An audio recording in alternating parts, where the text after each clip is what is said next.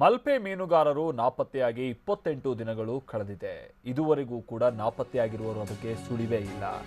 ಈಗ ಮಹಾರಾಷ್ಟ್ರದ ಕರಾವಳಿ ಭಾಗ ಜೊತೆಗೆ ಕೇರಳದಲ್ಲೂ ಕೂಡ ತೀವ್ರ ಹುಡುಕಾಟವನ್ನು ನಡೆಸಲಾಗ್ತಾ ಇದೆ ಅನ್ನುವಂಥ ವಿಚಾರ ಗೊತ್ತಾಗ್ತಾ ಇದೆ. ಹಾಗೆ ಇನ್ನೊಂದು ವಿಚಾರ ಅಂತಂದ್ರೆ ಇವತ್ತಿನಿಂದ ಆಳ ಸಮುದ್ರ ಮೀನುಗಾರಿಕೆ ಆರಂಭ ಆಗ್ತಾ ಇದೆ. ಅಂದ್ರೆ ಜಿಲ್ಲಾಡಳಿತ ಕೂಡ ಸೂಚನೆ ಕೊಟ್ಟಿರುತ್ತೆ, ಆಳ ಸಮುದ್ರ ಮೀನುಗಾರಿಕೆಯನ್ನ ಮಾಡಬಾರ್ದು ಅನ್ನುವಂಥ ವಿಚಾರ. ಜೊತೆಗೆ ಸ್ಥಳೀಯವಾಗಿಯೂ ಕೂಡ ಮೀನುಗಾರರು ಎಲ್ಲ ಒಂದು ನಿರ್ಧರಿಸಿಕೊಂಡಿರ್ತಾರೆ ಯಾವಾಗಿಂದ ಆಳ ಸಮುದ್ರ ಮೀನುಗಾರಿಕೆಯನ್ನ ಮಾಡಬೇಕು ಅಂತ. ಯಾಕಂತಂದ್ರೆ ಬೇಗನೆ ಆಳ ಸಮುದ್ರ ಮೀನುಗಾರಿಕೆಯನ್ನೆಲ್ಲ ಮಾಡಿದ್ರೆ ಈ ಮೀನು ಮೊಟ್ಟೆ ಇಟ್ಟು ಅದು ಮರಿ ಏನಾಗಿರುತ್ತೆ ಅದಿನ್ನೂ ಬೆಳವಣಿಗೆ ಆಗಿರೋದಿಲ್ಲ. ಅಷ್ಟರೊಳಗೆ ಅವರೆಲ್ಲ ಆಳ ಸಮುದ್ರ ಮೀನುಗಾರಿಕೆಯನ್ನ ಮಾಡಬಾರ್ದು. ಹಾಗಾಗಿ ಒಂದು ನಿರ್ದಿಷ್ಟವಾದಂಥ ಒಂದು ಸಮಯ ಕೂಡ ಇರುತ್ತೆ. ಅದು ಇವತ್ತಿನಿಂದ ಆರಂಭ ಆಗ್ತಾ ಇದೆ. ಬಟ್ ಅಂದ್ರೆ ಮೊನ್ನೆ ಎಲ್ಲ ಮೀನುಗಾರರೆಲ್ಲ ಬಹಳ ಸಿಟ್ಟನ್ನ ವ್ಯಕ್ತಪಡಿಸಿದ್ರು, ಸರ್ಕಾರದ ವಿರುದ್ಧ ತಮ್ಮ ಆಕ್ರೋಶವನ್ನ ವ್ಯಕ್ತಪಡಿಸಿದ್ರು, ದೊಡ್ಡ ರ್ಯಾಲಿಗಳನ್ನ ನಡೆಸಿದ್ರು. ಹೀಗಾಗಿ ಅವರೆಲ್ಲ ಮೀನುಗಾರಿಕೆಗೆ ತೆರಳದೇ ಕೂಡ ಪ್ರೊಟೆಸ್ಟ್ ಮಾಡ್ತಾ ಇದ್ದಿದ್ದು ಕೂಡ ನಾವು ಗಮನಿಸ್ತಾ ಇದ್ವಿ. ಈಗ ಕಾರ್ಮಿಕರೆಲ್ಲ ಒಪ್ಕೊಂಡಿದ್ದಾರೆ ಕೆಲಸಕ್ಕೆ ಹಾಜರಾಗೋದಕ್ಕೆ. ಪೊಲೀಸರೆಲ್ಲ ಬಂದು ಮನವೊಲಿಸಿದ್ದಾರೆ, ಸ್ಥಳೀಯವಾಗಿ ಜನಪ್ರತಿನಿಧಿಗಳು ಕೂಡ ಬಂದು ಮನವೊಲಿಸಿದ್ದಾರೆ. ಜಿಲ್ಲೆಯ 10 ಪೊಲೀಸರಿಂದ ಕೇರಳದ ಡಿಯು ಪ್ರಾಂತ್ಯದಲ್ಲಿ ಶೋಧವನ್ನು ನಡೆಸಲಾಗ್ತಾ ಇದೆಯಂತೆ. ಹಾಗೆ ಗೋವಾ, ಮಹಾರಾಷ್ಟ್ರದಲ್ಲೂ ಕೂಡ ಹುಡುಕಾಟವನ್ನು ಈಗ ಆಲ್ರೆಡಿ ನಡೆಸಲಾಗಿದೆ. ಬಳಿಕ ಕೇರಳದಲ್ಲೂ ಕೂಡ ಈಗ ಶೋಧವನ್ನು ಮಾಡಲಾಗ್ತಾ ಇದೆ. ಮಹಾರಾಷ್ಟ್ರ ಗಡಿಯಲ್ಲಿನ ಸಿಂಧುದುರ್ಗ ನದಿಯ ಅಳಿವೆಯಲ್ಲೂ ಕೂಡ ಶೋಧ ಕಾರ್ಯವನ್ನು ನಡೆಸಲಾಗಿದೆ. ಗೋವಾ, ಮಹಾರಾಷ್ಟ್ರದಲ್ಲಿ ಶೋಧದ ಬಳಿಕ ಈಗ ಕೇರಳದಲ್ಲಿ ಹುಡುಕಾಟ ಮುಂದುವರಿತಾ ಇದೆ.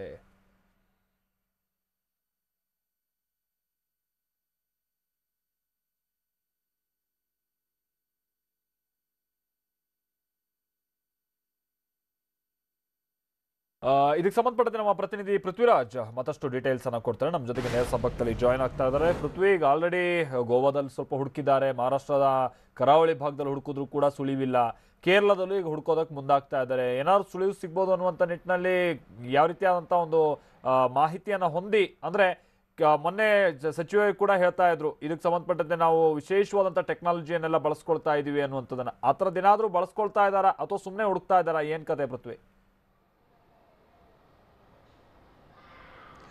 ಮಲ್ತೇಶ್, ಇವತ್ತಿಗೆ 27-28 ದಿನ ಆದರೂ ಕೂಡ ಇನ್ನೂ ಕೂಡ ಯಾವುದೇ ರೀತಿ ಸಣ್ಣ ಮಾಹಿತಿ ಕೂಡ ಇವರು ಎಲ್ಲಿದ್ದಾರೆ, ಹೇಗಿದ್ದಾರೆ ಅನ್ನೋ ಮಾಹಿತಿ ಇನ್ನೂ ಕೂಡ ಸಿಕ್ಕಿಲ್ಲ. ಯಾಕಂತ ಹೇಳಿದರೆ ಯಾವುದೇ ಸಂಪರ್ಕ ಸಾಧ್ಯವಾಗಿಲ್ಲ. ಎಲ್ಲ ಕಡೆ ಹುಡುಕೋ ಪ್ರಯತ್ನಗಳು. ಓಕೆ ಪೃಥ್ವಿ, ನಿಮ್ಮ ಧ್ವನಿ ಸ್ಪಷ್ಟವಾಗಿ ಕೇಳಿಸ್ತಾ ಇಲ್ಲ ಅನ್ಸುತ್ತೆ. ಪೃಥ್ವಿ, ನಾನು ಜಸ್ಟ್ ಹೋಲ್ಡ್, ನಾನು ನಿಮ್ಮ ಜೊತೆಗೆ ಮತ್ತೆ ಮಾತನಾಡ್ತೀನಿ, ನೀವು ಮಾತನಾಡೋದು ಕೇಳಿಸ್ತಾ ಇಲ್ಲ. ಬಹುಶಃ ನಮ್ಮ ಪ್ರತಿನಿಧಿ ಪೃಥ್ವಿ ನಿನ್ನೆ ಇನ್ಫ್ಯಾಕ್ಟ್ ಅವರು ಕೂಡ ನಮಗೆ ಎಕ್ಸ್ಪ್ಲೈನ್ ಮಾಡ್ತಾ ಇದ್ರು ಈ ಮೀನುಗಾರಿಕೆ ಬೋಟ್ ಅಂದರೆ ಹೇಗಿರುತ್ತೆ, ಅದು ಕಾರ್ಯನಿರ್ವಹಿಸುವಂಥ ರೀತಿ ಹೇಗೆ, ಜೊತೆಗೆ ಅದೇನಾದ್ರು ಸಂಕಷ್ಟಕ್ಕೆ ಸಿಕ್ಕಾಕೊಂಡಂಥ ಸಂದರ್ಭದಲ್ಲಿ ಸೂಚನೆ ಸಿಗೋದಕ್ಕೆ ಹೇಗೆ ಅವಕಾಶ ಇದೆ ಅನ್ನುವಂಥದ್ದೆಲ್ಲ. ಇದೆಲ್ಲ ಹೊರತುಪಡಿಸಿಯೂ ಕೂಡ ನಾವು ಏನು ಹೊರಗಡೆ ದೇಶಗಳಲ್ಲಿ ಗಮನಿಸ್ತೀವಿ, ವಿಶೇಷವಾದಂಥ ತಂತ್ರಜ್ಞಾನವನ್ನು ಹೊಂದಿರ್ತಾರೆ ಅವರು. ಈ ಥರದ್ದೆಲ್ಲ ನಮ್ಮಲ್ಲೂ ಕೂಡ ಅಳವಡಿಕೆ ಆಗಬೇಕಿದೆ. ಬಟ್ ಮೊನ್ನೆ ಸಚಿವೆ ಏನೋ ಜಯಮಾಲ ಅವರೇನೋ ಇಲ್ಲ ನಂದೆಲ್ಲ ಉಳಿಸ್ಕೊಡ್ತೀನಿ, ಕಳೆದುಕೊಂಡಿರುವಂಥ 7 ಜೀವಗಳನ್ನು ನಾನು ಮತ್ತೆ ವಾಪಸ್ ತರುವಂಥ ನಿಟ್ಟಿನಲ್ಲಿ ನಮ್ಮ ಸರ್ಕಾರ ಪ್ರಯತ್ನಿಸುತ್ತೆ ಅನ್ನುವಂತೆಲ್ಲ ಹೇಳಿದರು. ಪೃಥ್ವಿ ನಮ್ಮ ಜೊತೆಗೆ ಮತ್ತೆ ಸಂಪರ್ಕದಲ್ಲಿದ್ದಾರೆ. ಪೃಥ್ವಿ, ನೀವು ವಿವರಿಸ್ತಾ ಇದ್ರಿ, ಹೇಳಿ ಪೃಥ್ವಿ. ಮಲ್ತೇಶ್, ಇವಾಗ ಏನು 7 ಜನರು ಮೀನುಗಾರರ ಯಾವುದೇ ರೀತಿ ಅವರ ಸುಳಿವು ಸಿಕ್ಕಿಲ್ಲ. ಯಾಕಂತ ಹೇಳಿದರೆ ಗೋವಾ ಮತ್ತು ಮಹಾರಾಷ್ಟ್ರ ಗಡಿಗಳಲ್ಲಿ ಈಗಾಗಲೇ ಕಾರ್ಯಾಚರಣೆ ಸಾಗಿದೆ.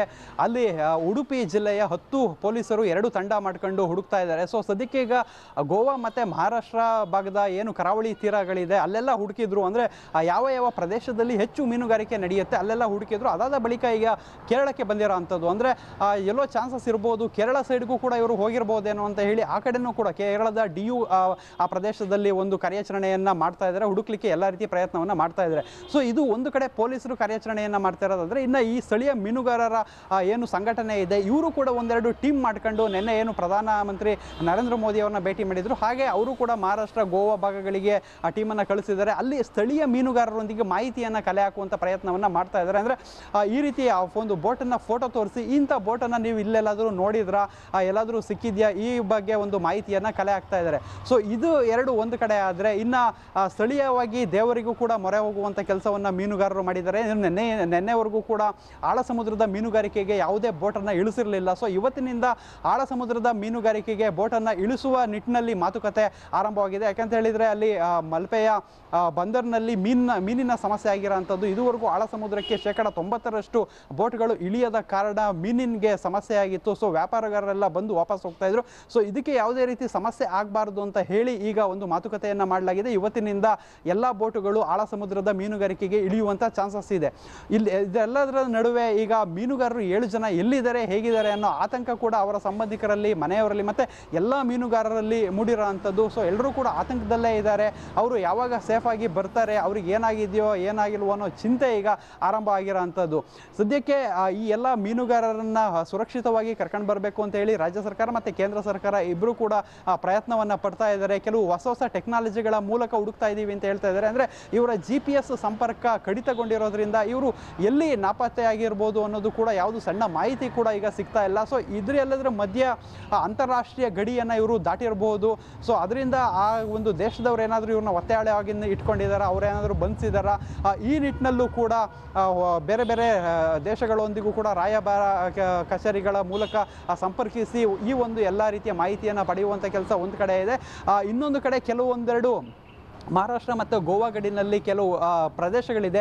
ಸೊ ಅಲ್ಲಿ ಅಕ್ಷರಶಃ ಕಡಲ್ಗಳ್ಳರ ಹಾವಳಿ ಹೆಚ್ಚಾಗಿದೆ ಅನ್ನೋ ಮಾಹಿತಿ ಇದೆ. ಸೊ ಇಂಥ ಕಡೆ ಪೊಲೀಸರು ಮತ್ತು ನೇವಿಯವರು ಕೂಡ ಹೋಗಲಿಕ್ಕೆ ಹಿಂದೇಟಾಗ್ತಾರೆ. ಅಂಥ ಜಾಗಕ್ಕೆ ಇವ್ರು ಏನಾದರೂ ಹೋಗಿದ್ದಾರಾ, ಅಲ್ಲಿ ಕಡಲ್ಗಳ್ಳರಿಂದ ಏನಾದರೂ ಇವರಿಗೆ ತೊಂದರೆ ಆಗಿದೆಯೋ ಅನ್ನೋ ನಿಟ್ಟಿನಲ್ಲಿ ಅವ್ರದ್ದೇ ಆದ ಒಂದು ನೆಟ್ವರ್ಕ್ನಲ್ಲಿ ಶೋಧ ಕಾರ್ಯವನ್ನು ಮಾಡ್ತಾ ಇದ್ದಾರೆ, ಒಂದು ಮಾಹಿತಿಯನ್ನು ತೆಗೆದುಕೊಳ್ಳುವಂಥ ಕೆಲಸವನ್ನು ಮಾಡ್ತಾ ಇದ್ದಾರೆ. ಅಂದರೆ ಬಾಂಬೆ ಮತ್ತು ಗೋವಾದಲ್ಲಿ ಕೆಲ ಮೀನುಗಾರರು ಇದ್ದಾರೆ. ಸೊ ಇವರು ಅಂಥ ಜಾಗಗಳಿಗೆ ಕೆಲವು ಕಾಂಟ್ಯಾಕ್ಟ್ ಇರುತ್ತೆ, ಇವರಿಗೂ ಅಲ್ಲಿ ಬಗ್ಗೆ ಮಾಹಿತಿ ಇರುತ್ತೆ. ಅವರಿಂದ ಮಾಹಿತಿಯನ್ನು ಪಡೆದು ಇವರು ಹುಡುಕಾಟ ಆರಂಭಿಸಿದ್ದಾರೆ. ಸದ್ಯಕ್ಕೆ ಇಷ್ಟೆಲ್ಲ ನಿಟ್ಟಿನಲ್ಲಿ ಹುಡುಕಾಟ ನಡೀತಾ ಇದ್ರು ಕೂಡ ಯಾವುದೇ ಒಂದು ಸಣ್ಣ ಸುಳಿವು 28 ದಿನಗಳಾದ್ರೂ ಸಿಕ್ಕಿಲ್ಲ ಅನ್ನೋದು ನಿಜಕ್ಕೂ ಒಂದು ಎಕ್ಸ್ಟ್ರಾ ಪ್ರಶ್ನೆ ಆಗಿದೆ ಮಾಲ್ತೇಶ್. ಹೌದು.